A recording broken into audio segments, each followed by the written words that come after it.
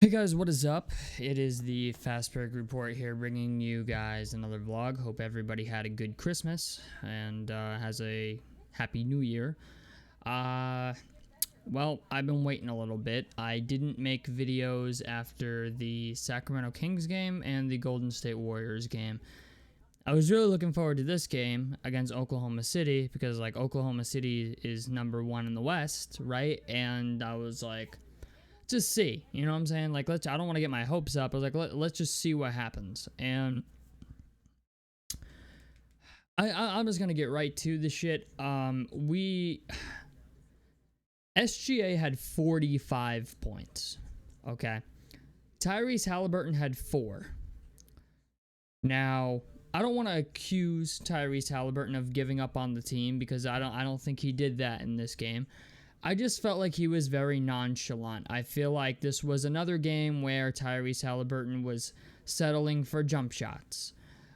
We knew going into this game that rebounding was going to be a point of emphasis because they have Isaiah Hartenstein, they have Alex Caruso, right? They have a couple players this year that they didn't last year. And Isaiah Hartenstein really fucked us up in the playoffs last year. He was a guy that was just a menace on the boards. And I want to be honest, I feel like the team as a whole responded really well to it. Miles Turner had 7 rebounds in the first quarter. We came out strong. End of the first quarter, we were up 22-7.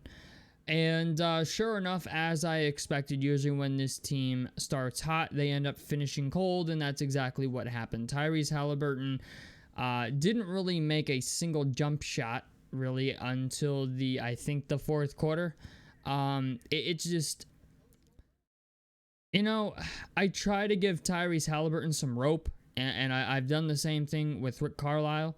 But that was not the problem in this game. Rick Carlisle was not the problem. Jarris Walker was not the problem. Tyrese Haliburton was the problem in this game. He was not aggressive at all.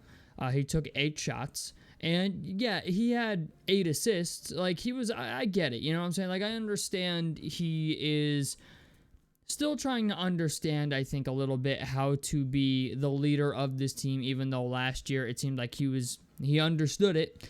Now it seems like this year he's just very inconsistent with not knowing when he should take over a game and when he should defer to someone else. And in this particular game, he did not play well really at all. His matchup had, well, not really his matchup, but SGA had 45, okay? I've been saying it for a while. I think they need a lockdown defender. It doesn't help that Aaron Nesmith is gone. I understand Andrew Nembhard does what he can. But it would be nice if this team could find themselves a lockdown defender, a guy who's just like an Alex Caruso, right? Like a guy like that. Somebody who's just going to come out and make the best player on the other team really earn their fucking points. I get it. There's certain guys in the league that's like, you're not going to stop them from scoring 20. But if you can make them score 20 instead of 40, that's a huge benefit to the team. This team still absolutely sucks at defending the three-point shot. That's been a thing all year. It's not anything new, but it was once again true in this game. There's just too many times where guys get caught up in screens or don't know when to rotate, and that's the biggest problem I think with this team defensively is their rotations are fucking terrible. They don't know when they should pick up a guy. They don't know when they should stay home. It's been this way since last year. It is now the same thing again this year. Yes, defense has been a little better, but when your offense gets worse and you're trying to combat all these things now, at some point your overall product goes down or it gets worse, and I understand we were kind of in this same boat last year, but the thing is last year we had a historic offense. I still see people were like calling for Buddy Hield back and all that stuff. Pascal Siakam is shooting 42% from 3 this year, okay? Pascal Siakam has been nothing short of amazing from the three-point line this year. The problem stems from the entire team just really not playing defense, not understanding how to communicate on screens and switches. Jarris Walker is still a guy that I think is still coming into his own and still learning how to be an NBA player, so it's hard to expect a lot out of Jarris Walker. But It just, this is a thing that is reoccurring with this team all the time. Where it's like they've been on a five game win streak. Even the betting odds were not in their favor to win this game.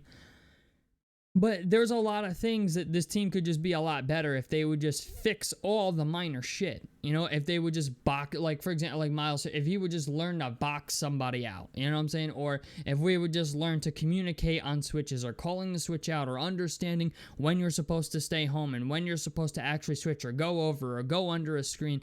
And the problem is, a lot of times it's Tyrese Haliburton. Like, I hate to say that, but a lot of the times Tyrese Haliburton gets into gets caught in a switch, or gets caught in, any type of screen, and he doesn't know where to go. You know, he's like looking around, like, he's got his head up his ass and has, he doesn't know where to be. And that's a problem. That's a problem for this team. That's why a lot of guys just end up with open threes when they pass the ball around. Whenever the other team passes the ball around more than 3 times, usually somebody's open for 3. And I get it. Like, part of playing defense is picking up on the open man. But a lot of times these guys are open because somebody is confused and doesn't know where to be. And that, I think, is a problem. I think that's a massive problem for this team. Yeah, Tyrese Haliburton has to be better. I'm not going to grill him too much for this game because he has been good recently. He's been a lot better recently than he has been at the start of the season. But tonight was just a lack of effort. I don't know what it was, but tonight it was just Tyrese Haliburton came out and was not aggressive at all. He settled for jump shots, and I get it. The rest of the team really had it going. Andrew Nembhard was very good. Siakam was very good. I mean, even if we look, I haven't really looked at the box score yet since the game ended because it literally just ended. But like when you're Tyrese Haliburton and you're coming down to the fourth quarter, like that's when you got to be aggressive. I don't care if you play the whole game without taking a shot. The fourth quarter is when you have to be aggressive. So even Ben Mathurin was good. Miles Turner had a double-double. Nembhard had 23, 9, and 7, a damn near triple-double. McConnell had 13. Walker had 12.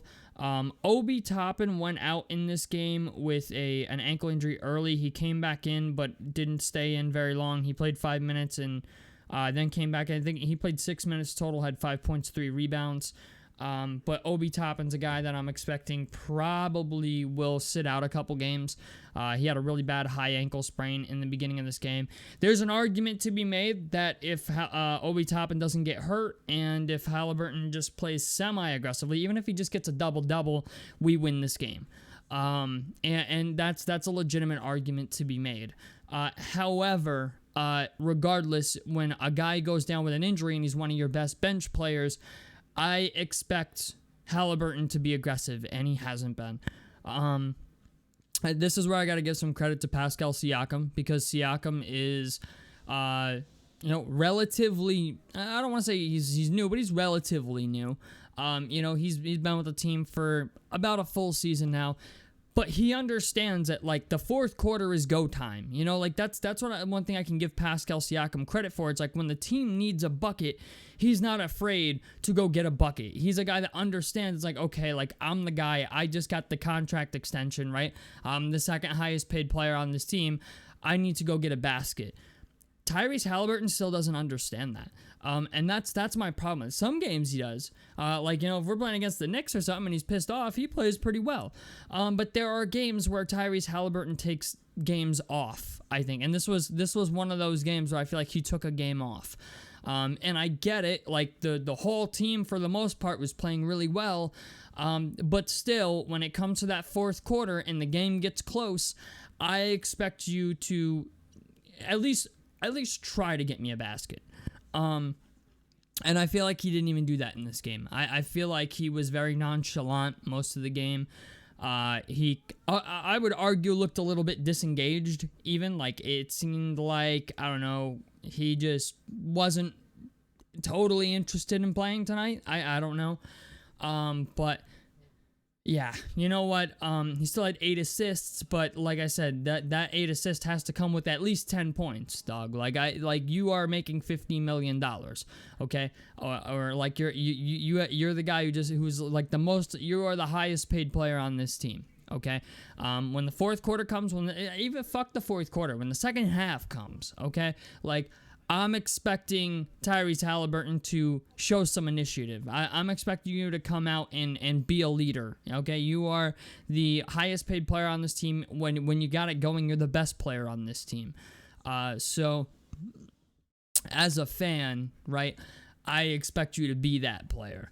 And so does the coaching staff, and I'm pretty sure so does your teammates, okay? I'm pretty sure all of them expect you to come out and be the guy who is getting paid an astronomical amount of money. So that's my problem with this game. It felt like Tyrese Haliburton took a game off. And 4 points is just inexcusable, okay? Like, you can find, like, I could go play an NBA game, and yeah, I'm short, and I'm not very good, but I'm pretty positive if I took, like, 8 3-point shots, I could probably make 2 of them, okay? It's just the idea, like, 4 points is kind of like, you had less than 5 points, Doc. Like, that's kind of inexcusable. We didn't get any free throws, you know what I'm saying? Like, it's just, I expect more, and so does everybody else. Like, honestly, like I said, like, if Tyrese Haliburton gets a double-double in this game, if he comes out, gives us 10 points and 13 assists, something like that, we probably win this game. Like, Tyrese Haliburton doesn't even have to be, like, I don't know, like a 20 and 10 player. It helps, and I think we're a better team when he is, right? But when he's not that player, when he comes out and has games like this where he's just simply nonchalant, looks disengaged, doesn't look like he's really even interested in taking a fucking shot, we don't win. And that's one thing that has remained to be true about this team since we traded for him. When Tyrese Haliburton doesn't play well, our team doesn't win. And tonight, I don't think we've seen any greater evidence of that than tonight against OKC. I mean, how many guys did we have in double figures? And we still lost. You know what I'm saying? Well, let's see. We had 1, 2, 3, 4, 5, 6 guys in double figures, and we still lost. Okay? They had 1, 2, 3, 4 guys in double figures, but SGA had 45. Okay? So that's my point. We had 6 guys in double figures, and Nembhard had 23, almost 23, 9, and 7. One thing remains to be true about this team. When Haliburton doesn't score, we don't win. It was close. I'm not going to lie. It was a pretty good game for him not playing well. I mean, that's the flip side that you could look at it. It's like, oh, well, it was a close game, and, Haliburton played like dog shit. That's one positive way to look at it, but I'm also saying, like, if Toppin plays, his usual minutes and doesn't get injured, and Haliburton comes out and looks semi-interested in playing basketball, we win this game. So, tell me what you guys think about this down below in the comment section below. Like helps me out. Subscribe if you guys want to see more on the Fast Break Report. And I'm out of here. Peace, guys.